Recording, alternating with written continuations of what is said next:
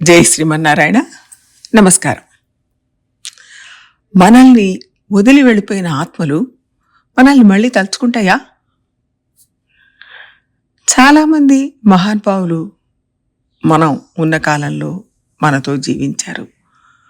గొప్ప సంగీత విద్వాంసులు, కళాకారులు, మేధావులు, ఆచార్యులు, భక్తులు ఇలా ఎందరో మనతో జీవించారు.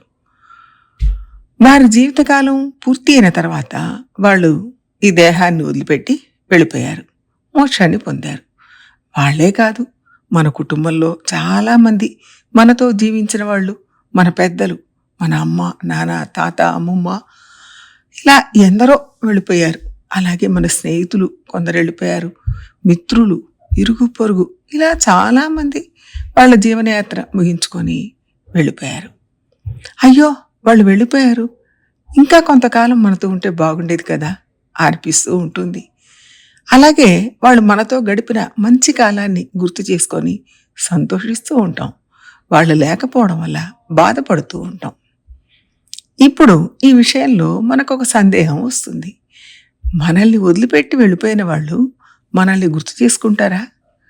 మనల్ని తలుచుకుంటారా? మనం వాళ్ళ గురించి తలుచుకొని బాధపడుతున్నాం కదా, వాళ్ళతో గడిపిన క్షణాలు గుర్తు చేసుకుంటున్నాం. అలా వాళ్ళు కూడా మనల్ని గుర్తు చేసుకుంటారా, బాధపడతారా అని మనకు సందేహం వస్తుంది. అయితే వాళ్లకు ఇక్కడ విషయాలు ఏవి గుర్తురావు, గుర్తుండవు. అదేమిటి, మనం వాళ్ళని తలుచుకుంటున్నాం కదా, వాళ్ళు మాత్రం మనల్ని తలుచుకోరా అనిపిస్తుంది. ఈ విషయంలో వేదాంతం చాలా చర్చించింది. వాళ్ళు ఈ లోకంలో ఉండగానే ఎత్ర నాణ్యత్ పశ్యోతి, ఎత్ర నాణ్యత్ శృణోతి, ఎత్ర నాణ్యత్ విజానాతి సభూమా అని ఉపనిషత్తు చెప్తోంది.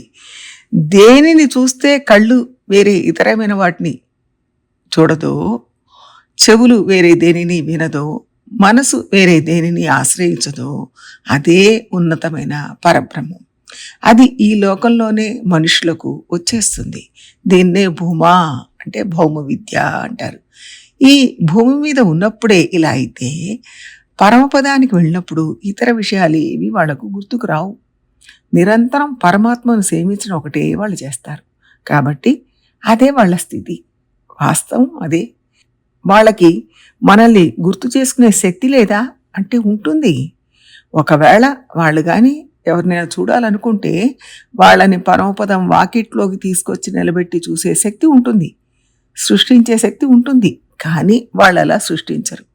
ఇక్కడ వాళ్ళని చూసే శక్తి ఉన్నా చూడరు, చూడాలనుకోరు. ఎందుకంటే పరబ్రహ్మాన్ని చూశాక ఇంక వేటిని చూడాలని కోరుకోరు, చూడాలని అనిపించదు. ఇందాకే చెప్పుకున్నట్లుగా ఇతరమైన వాటి మీద, వేటి మీద మనసు పోదు. ఎన్నముదనే కంట కణ్கள் మట్టండినే కాణ అని తిరుప్పాణాళ్వారు అన్నారు.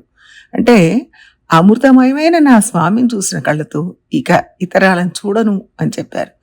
ఇది పరమపదంలో ఉన్న వాళ్ళ స్థితి. మనం వాళ్ళ కోసం బాధపడుతున్నాం కదా, మరి మన కోసం వాళ్ళు బాధపడరా అంటే ఆ అవసరం వాళ్ళకు లేదు. వాళ్ళు ఉన్నత స్థానాన్ని చేరుకున్నారు.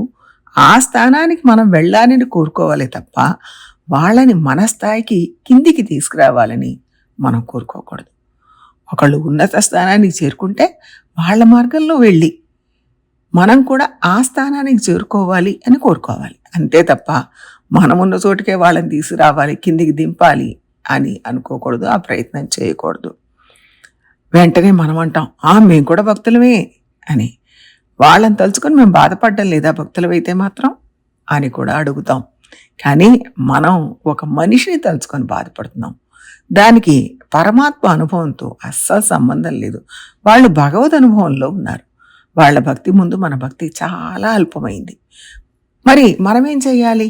మనం వాళ్ళని మర్చిపోలేదుగా అంటే తలుచుకొని బాధపడడం శుద్ధ దండగా అని ఉపనిషత్తులు తెలియజేస్తున్నాయి. భగవద్ రామానుజుల కాలంలో కూరత్తాళ్వాన్ అని ఒక మహాచార్యులు శ్రీరంగంలో ఉండేవారు. వారికి పరాశర భట్టర్, వేదవ్యాస భట్టర్ అని ఇద్దరు కొడుకులు. పరాశర భట్టర్ ఒకరోజు శ్రీరంగనాథుడిని సేవించుకొని వచ్చి, నాకు భగవంతుడి ఆజ్ఞ అయింది, నేను పరమపదానికి వెళ్లే సమయం వచ్చింది అని చెప్పారు. అంటే వారికి ఈ లోకంలో దేహయాత్ర చాలించే కాలం వచ్చింది అని అర్థం. ఆ మాట వినగానే తమ్ముడైన వేదవ్యాస భట్టర్, అయ్యో అన్నా, నేనుండగానే నువ్వు వెళ్ళిపోతావా అని బాధపడ్డారు. అది విన్న వారి తల్లి ఆండాళమ్మ గారు చిన్న కొడుకుని చూసి, నీకంటే ముందు అతనికి మంచి గతి దొరికినందుకు అసూయపడుతున్నావా అని నిష్ఠూరంగా అడిగింది. అంటే కొడుకు పోతున్నాడు అన్న దుఃఖం కంటే అతనికి ఉన్నత గతి దొరుకుతుంది అని తల్లి సంతోషించింది. అంటే మన సంప్రదాయంలో పరమపదానికి ఎంత ప్రాధాన్యత ఉందో చూడండి.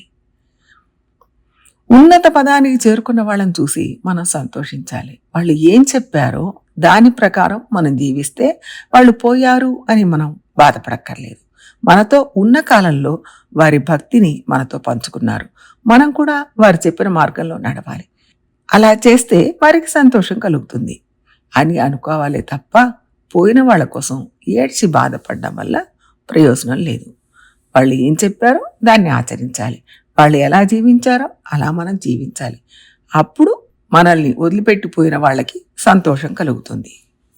శ్రీకృష్ణుడు అవతారం చాలించి పరమపదానికి వెళ్ళేటప్పుడు ఆయన మిత్రుడు ఉద్ధవుడు అడిగాడు, నువ్వు వెళ్తే నేనెట్లా తెలుస్తాను కృష్ణ, నేను ఉండలేను అంటాడు.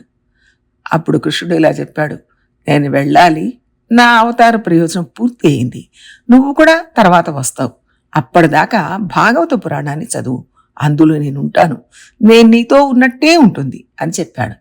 అలాగే పెద్దవాళ్ళు, మన ఆచార్యులు ఈ లోకం నుంచి వెళ్ళిపోయినా కూడా వాళ్ళ గ్రంథాలు, వాళ్ళ మాటలు మనం గుర్తు చేసుకొని దాని ప్రకారం నడుచుకుంటే వాళ్ళు మనతో ఉన్నట్టుగానే ఉంటుంది. నిజంగా మనం పెద్దల పట్ల కృతజ్ఞత, ప్రేమ, గౌరవం చూపాలనుకుంటే వెళ్ళిపోయిన వాళ్ళ కోసం బాధపడుతూ కూర్చోకుండా వాళ్ళు చెప్పినట్లుగా నడుచుకుంటూ వాళ్ళు చూపిన మార్గంలో ప్రయాణం చేయాలి. ప్రయత్నిద్దాం. జై శ్రీమన్నారాయణ.